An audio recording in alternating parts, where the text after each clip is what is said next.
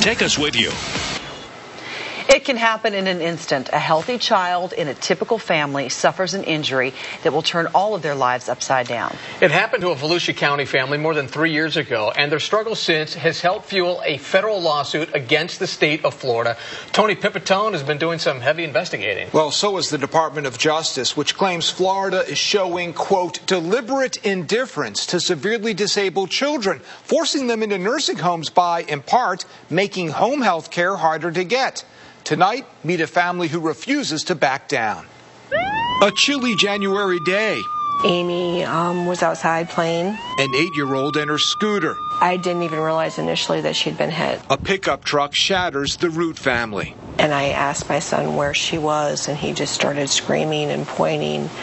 And she was across the street in the ditch. I didn't see anything. I just saw my child laying in the ditch. Her skull smashed, her brain severely damaged. Amy Root survived. Her doctor wrote she is a miraculous child whose mother is making heroic efforts to care for her at home. She doesn't have the life that we imagined, but she still has her life.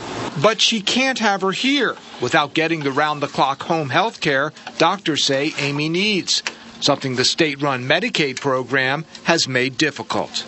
You could have just said, fine, let's put her in an institution. Why didn't you do that? Because I love my daughter and I want her to be at home with us. She needs to be with her family.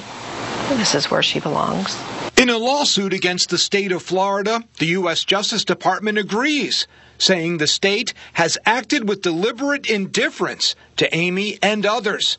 The suit claims the state, by refusing to increase pay for in-home health care, is creating a shortage of willing nurses, effectively forcing the children into nursing homes, and that, the feds say, is illegal. Why would they want to put people like Amy into an institution? More cost effective. In fact, nursing homes can get up to $550 Medicaid dollars a day for caring for children like Amy, while 24-hour home health care costs up to $700 a day. While federal law requires the state to favor in-home care if it is called for, Florida has failed to increase pay for in-home health care. Governor Rick Scott this year vetoed a 10% increase, what would have been the first raise in rates in 26 years. Does it make sense to you? No. Why not? Because I think children need to be with their families. I think that Amy deserves to have her family around her. Without them? I think she would give up. At this point, Amy hasn't given up. Amy fights.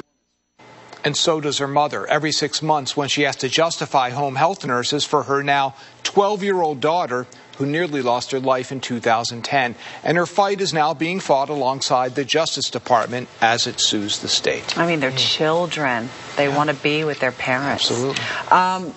Is the state reacting to this lawsuit at all? I mean, have there been any changes? It looks like they're doing better. Fewer children are now in nursing homes, about 180 last month.